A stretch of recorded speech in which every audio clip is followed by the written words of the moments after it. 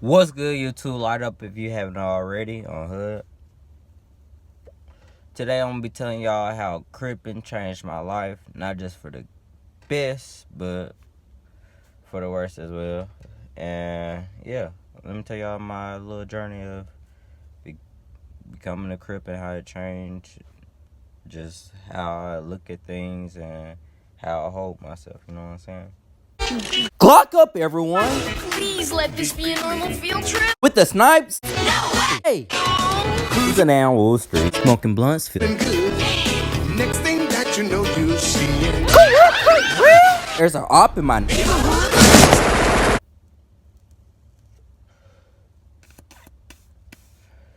Now, first off, before I was cripping, before I was doing all this stuff, I mean, I was just a regular person. Like, I wasn't a good student in class. Like, I got in trouble all the time for stupid shit. I mean, I was already selling weed and shit like that. Like, it didn't change. Like, I was already, out of there. You know what I'm saying? Like, I was already not your star A, student. You know what I'm saying? Like, I was in remedial classes, all types of shit. Like, double block classes, all types of shit. Like, a nigga wasn't doing good in school, for real, for real. I was making A's and B's and, like, C's. I was an ABC student. You know what I'm saying? Like, it didn't really change me going to school or nothing like that. But one thing that did change was how I carried myself and how I looked at myself. Once I became Crip, first off, let me go and tell y'all. I grew up, when I was little and shit, I lived in the hood. I had moved, when I was, like, in 3rd grade, I moved to, like, the country. Then I had moved back to the hood around 10th grade. And that was around the time I was a little bit different than everybody else. I talked a little bit different. Because I've been around, like, these country ass motherfuckers and, like, white people and shit. Like, so, like, I mean, I lived around, like, I lived in, I guess, the suburbs, you would say.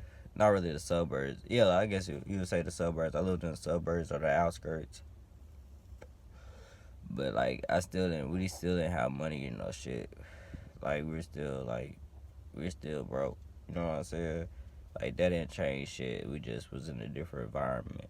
Then we moved back to the hood and just, like, I didn't really fit in, you know what I'm saying? Even when I did live in the suburbs, I didn't really fit in with the white people either. Because, like, nigga, I'm still, like, at the end of the day, I grew up in the hood, so, like, I still had, like, hood mentalities and shit. I still was, like, wasn't really listening to nobody. Was just doing my own shit. I always, looked up to the rappers, looked up to street niggas and, looked up to my cousins and shit.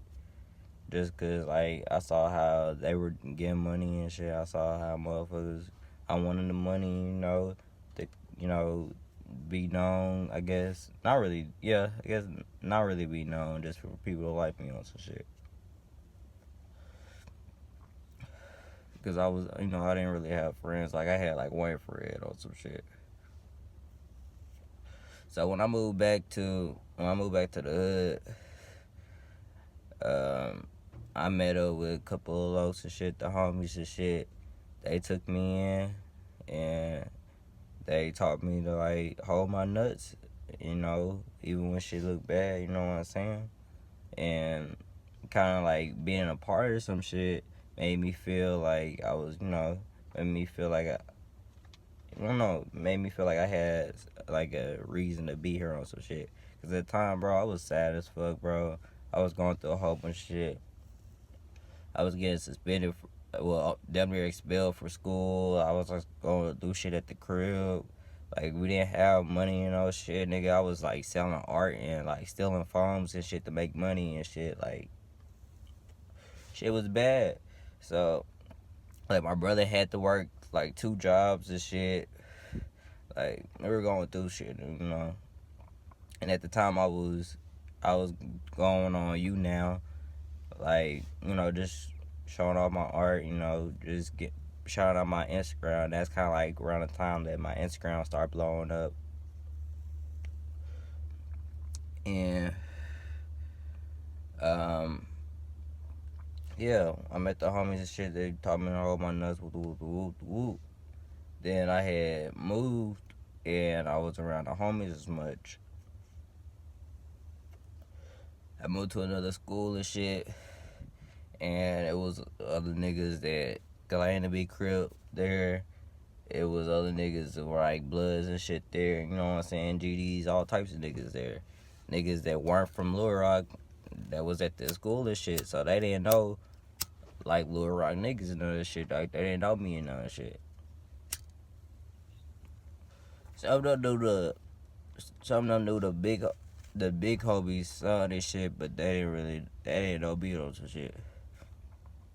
So, like, I had to fight hella niggas over this Crip shit just because I was a Crip and shit, and motherfuckers was like, bro, you not Crip, whoop.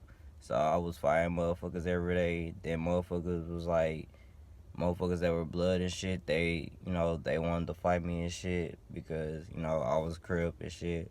Motherfuckers hated me and shit. I got in a fight with a Blood nigga because this nigga got mad because I wouldn't let the nigga keep my chain. You know, the nigga tried to play me pussy and shit. And I had snatched my chain off the nigga neck and pushed the nigga. And the nigga wanted to fight with the whoop. We ended up fighting shit. You know, I whooped the nigga ass. Well, I didn't really whoop the nigga ass for real. Like, I bust his mouth and shit. You know, he didn't even bust, he didn't even bust my mouth or no shit. I bust his mouth a little bit, and dude got mad and shit, and he told another Crip, he was like, whoop. This nigga said, this nigga claimed his neighborhood Crip with the whoop, but I don't know him with the whoop, all this extra shit. And the other nigga was like, he banged on the 6-point star. And he was like, I was telling niggas like, bro, Crips don't bang on a 6-point star. And niggas was like, bro, you not Crip, because I was telling everybody, bro, Crips don't bang on a 6-point star. And motherfuckers was like, bro, yeah, Crips bang on 6-point star, cause he Crip and he bang on 6-point star, and he be in here. You know what I'm saying? And I'm like, bro, cuz I ain't fucking Crip, you know what I'm saying? Like, I'm Crip cuz, like, this nigga, like, Crips don't bang on a 6-point star. And motherfuckers had that shit stuck in their head. That's why I hate when motherfuckers, but like, Crips bang on a 6-point star, and that shit really pissed me off, for real. Cause Crips don't bang on a 6-point star. That shit fake as fuck. And motherfuckers really, like, chose a nigga that was fake over a real nigga. And I'm like, bro, that shit, like, y'all niggas, like, bro, what's good? So then I had to fight this other Crip nigga that was banging on a 6-point star because the nigga was claiming the 6-point star, and the nigga tried to call me a fake Crip because I was saying Crips don't bang on a 6-point star. So that started a whole bunch of beef and shit. So after that, motherfuckers wasn't fucking with me and shit. And I had to fight niggas like every day over that shit just because I was like, bro, Crips don't bang on a 6-point star. Motherfuckers just had it pressure with me just because, like, niggas that they fuck with had pressure with me, so they didn't fuck with me. You know, shit like that. Then motherfuckers thought I was a fake Crip because I didn't bang on a 6-point star, and they knew a nigga that banged on a 6-point star that they thought was a Crip. You know what I'm saying? Then I ended up finding the nigga cousin that was a GD, and that nigga got mad. Like, he wasn't even mad, bro, but the nigga was just like, he tried to call me a fake Crip, so the nigga was big as fuck, named Dixie on Hood. Big ass football player. The nigga, he was like, bro, you not fake, you not a real Crip anyway, cause he thought, cause again, the nigga that was fucking the fake blood, the blood nigga that was saying that I was a fake Crip, and the nigga that I fought at the beginning of this shit told the nigga that I stole his fucking iPhone charger, nigga, when I had an iPhone charger.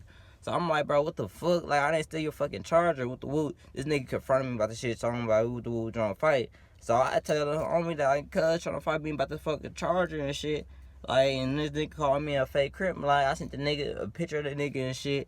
Cause like, bro, you gotta fight that nigga. He was like, bro, that nigga big as fuck. You was like, bro, you better debo. He said something. You better whop the fuck off that goofy ass nigga or some shit like that. He was like, bro, you gotta hold your nuts, bro, on hood. And I was like, bro, on game, I'm already knowing on hood. So after that, I had fault cuts and shit, and yeah. Yeah. Also, what I wanted to say about the shit was, hold on.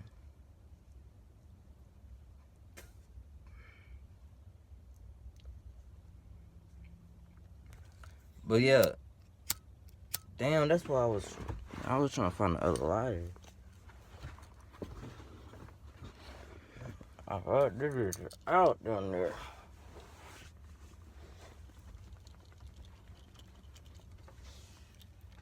I had fought the nigga Dixie and shit, that big ass football player. I'm not gonna stunt, I had lost that fight. But the whole reason why we even got in the, like, not the whole reason why we got in the fight, but the whole reason why that nigga didn't even really like me, or reason why that nigga really wanna fight me is because I had whooped his cousin and shit. Already, the other Crip nigga, the nigga that was claiming Crip, I had whooped that nigga in the locker room and shit. Nigga got salty. So I found the lighter.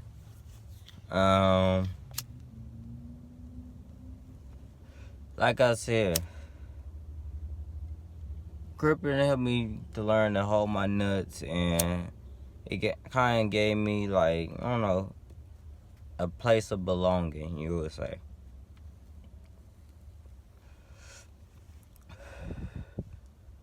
And also how Crippin changed my life, being a Crip changed my life, bro. I'm seeing these lights slide through. Just on this YouTube shit, bro. Like, on some real shit, let's be honest. Y'all motherfuckers wouldn't fuck with me if I wasn't a Crip, too. You know what I'm saying? Like, if I wasn't a Crip, I probably wouldn't be as big as I am on YouTube. It's just, that's what my niche is. I don't really got no other niche. Like, but I know I can relate to motherfuckers who feel like they don't got another place to belong to either. You know what I'm saying?